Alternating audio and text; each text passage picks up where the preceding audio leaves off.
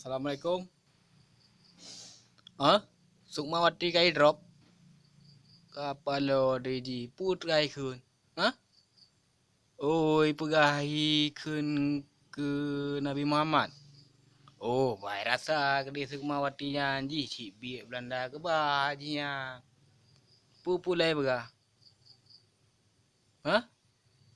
Oh, mantu biak Ramjada hajinya.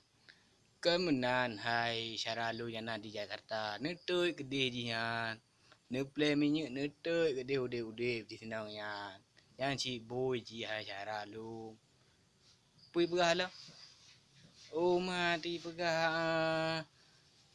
Quran dibandingkan dengan Pancasila. Oh, jihnya bil Ramjadah jinya. Nekau tak kuai ke dia netik dalam penjara. Hanya kebun beuk pi Sukmawati ya. Boy ya. Pulai pegah. Yang ke menyebab lu nya ni drop no penjara sumude burun lagi ya. Mana nekau tak kuai. Lagi pegot ide di Nanggro Islam yang Jino dah kalat.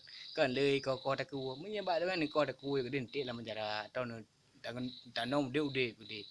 Sukmawati yan. Paling dah jian. Mbak.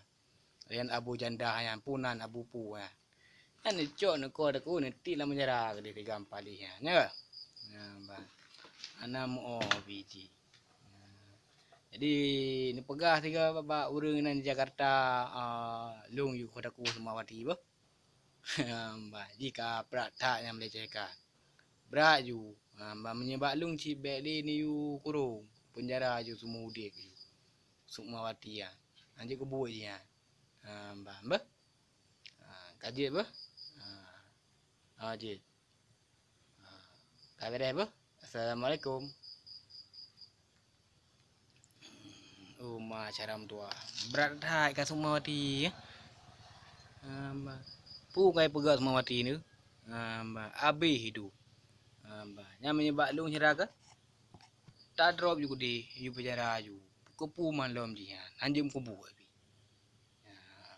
Jadi cara pun tua kasih ono apa? Anyo kato musuh telefon saya lu angkat. Jadi ipegah Sukmawati kai drop. Bah drop deh. Menyebab ron kiban. Ni komen mi you bah. Baik tua ni subscribe. Kiban dah pegat Sukmawati yan. Pu tai drop, pu tai kotaku, pu tai tanong ude. Ne komen di mi you. Don't press subscribe. Okay. Ni bagikan ne like. Beh.